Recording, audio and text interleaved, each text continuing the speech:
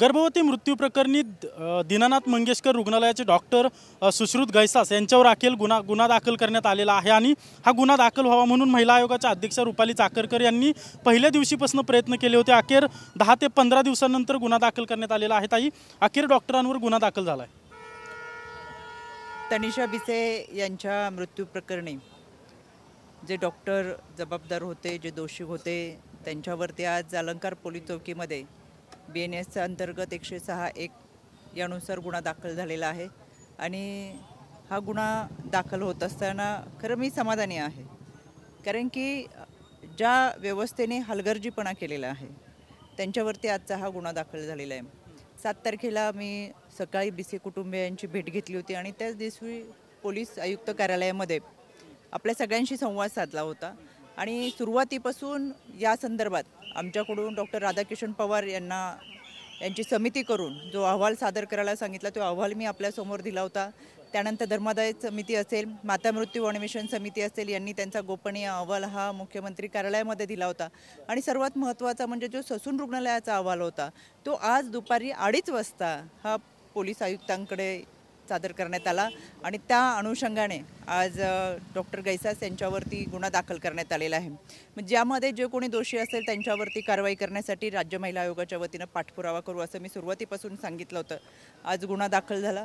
खरं तर ही एक विकृती आहे, त्या विकृतीच्या विरोधात आपण लढतोय आणि हा गुन्हा दाखल होत असताना आपल्या माध्यमातून मी महाराष्ट्रातल्या महिला भगिनींना सांगेल की इथून पुढे कोणीही तनिषा बिसे होणार नाही, हा विश्वास या माध्यमातून मी या महाराष्ट्रातल्या महिला भगिनींना देतेच। पण ज्या व्यवस्थेतून हा हलगर्जीपणा केला गेला, इथून पुढे अशा कोणत्याही घटना घडू नये यासाठी देखील आमच्या माध्यमातून गेल्या 15 दिवसामध्ये चांगल्या पद्धतीने सूचना दिल्या आहेत। धर्मादाय आयुक्तांच्या माध्यमातून जे धर्मादाय आहेत त्यांना देखील सूचना दिल्या आहेत। मग ते फलकाच्या बाबत असेल, त्या संदर्भातल्या असलेल्या नियमावलीच्या संदर्भात असतील, या सगळ्या सूचना दिलेत। पण मला आपल्या माध्यमातून महाराष्ट्रातल्या जनतेला सांगायचे, कोणत्याही रुग्णालयात गेल्या आणि तुम्हाला जर त्या ठिकाणी जी आरोग्य सुविधा, ही मूलभूत सुविधा आहे ती मिळणं गरजेचं आहे, ती जर मिळाली नाही तर 104 या क्रमांकावर आपण संपर्क साधावा। ताई, 15 दिवस तुम्ही देखील ह्या सगळ्या प्रकरणाचा फॉलोअप घेत होता, मात्र गुन्हा दाखल झालाय तो बेलेबल गुन्हा आहे आणि सुश्रुत गैसास यांच्यावर गुन्हा दाखल झालाय। परंतु या माध्यमातून आता जे हॉस्पिटल प्रशासन आहे त्यांना वाचवण्याचा प्रयत्न झालाय का, अशा प्रकारे प्रश्न उपस्थित केला जातो। मला वाटतं अजिंक्य जे आपण जे म्हणताय की खरं गुन्हा नोंद होणं हा भारतीय न्याय संहिता अंतर्गत 106(1) नुसार गुन्हा दाखल झाला। याच्यामध्ये जर गुन्ह्याची सगळी काय या गुन्ह्यामध्ये इन्क्लूड केलेलं आहे हे जर आपण वाचलं तर आपल्या लक्षात येईल। याच्यामध्ये आरोपी जे कोणी असेल त्याच्यावरती दोषारोपपत्र सादर झाल्यानंतर 5 वर्षापर्यंतची शिक्षा वगैरे आहे। आता हे बेलेबल वगैरे तुम्ही असं कसं म्हणताय हे मला काही समजलं नाही। शेवटी गुन्हा नोंद होणं हे फार महत्त्वाचं होतं। गुन्ह्याच्या माध्यमातून शेवटी एकदा गुन्हा नोंद झाला, ही FIR आहे, गुन्हा नोंद झाल्यानंतर चार्जशीटच्या माध्यमातून याचं सर्वांचं जे काही शहानिशा होईल, प्रत्यक्षदर्शिनी अप्रत्यक्षदर्शिनी जे काही पुरावे असतील, CCTVचे कॅमेरेचे फुटेज असतील, यामध्ये जी काही कागदपत्र असतील ही कोर्टामध्ये सादर होणार आहेत आणि कोर्टाच्या माध्यमातून खऱ्या अर्थाने ही प्रक्रिया आपण पुढे घेऊन जाणार आहे। सुरुवातीच्या कालावधीमध्ये आपणच आम्हाला प्रश्न विचारत होता की खरं तर विषय दाबला जाईल आणि कुठेतरी दबावाला बळी पडले जातील आणि कुणावरतीच गुन्हा नोंद होणार नाही, असे अनेक प्रश्न आपल्याकडून येत होते। या प्रश्नाला उत्तर म्हणून आपल्याला सांगायचं आहे, जे कोणी दोषी आहे त्यांच्यावरती गुन्हा दाखल झालेला आहे। यामध्ये मी राज्याचे मुख्यमंत्री आदरणीय देवेंद्रजी फडणवीस साहेब असतील, राज्याचे उपमुख्यमंत्री आदरणीय अजितदादा असतील, त्यांनी सुरुवातीपासून सांगितलं होतं की यामध्ये जे कोणी दोषी असेल त्यांच्यावरती कारवाई केली जाईल। त्याचबरोबर मला विशेष धन्यवाद द्यायचे ते पुणे पोलीस आयुक्त आणि ससून रुग्णालयाचे की त्यांनी तो अहवाल सादर केला आणि पुणे पोलिसांनी देखील अतिशय तत्परतेने गुन्हा नोंद केला। त्याच्यामुळे ह्या सगळ्यांनी एकत्रित येत जे कोणी चुकीचं आहे, ज्या चुकीच्या पद्धतीने एक बळी घेतला गेलेला आहे, खरं तर केवळ तनिषा बिसे नाही तर ह्या मातृत्वाचा विजय।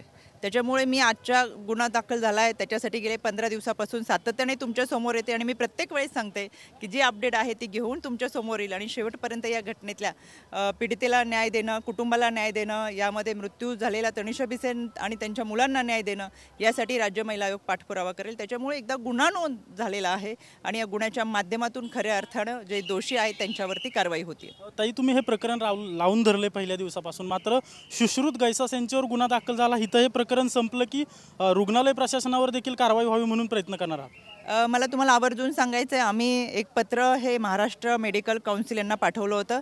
21 तारखेला त्याची हेअरिंग आहे, म्हणजे परवा त्याची हेअरिंग होती आणि ह्या हेअरिंगला स्वतः बिसे कुटुंबियांना बोलवलेलं आहे.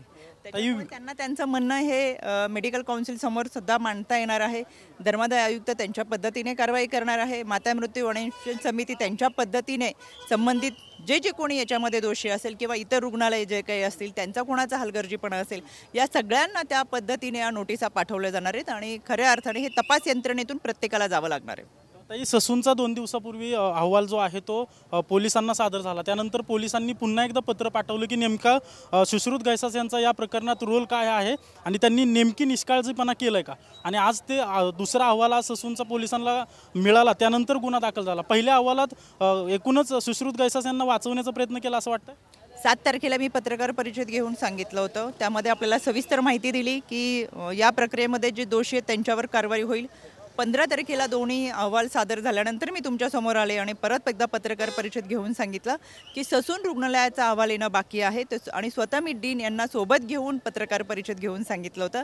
आणि त्या दिवशी जो अहवाल पोलीस आयुक्तांना दिला त्याच्यामध्ये इतर 3 रुग्णालयांचा, म्हणजे इंदिरा असेल, सूर्य असेल, मणिपाल रुग्णालय, या तिन्ही रुग्णालयाचा अहवाल सादर केला होता. आणि त्याच्यामध्ये जी आवश्यक माहिती पोलिसांना ही दीनानाथ मंगेशकरच्या संदर्भात हवी होती त्या रुग्णालयाची त्यामध्ये सविस्तर माहिती नव्हती.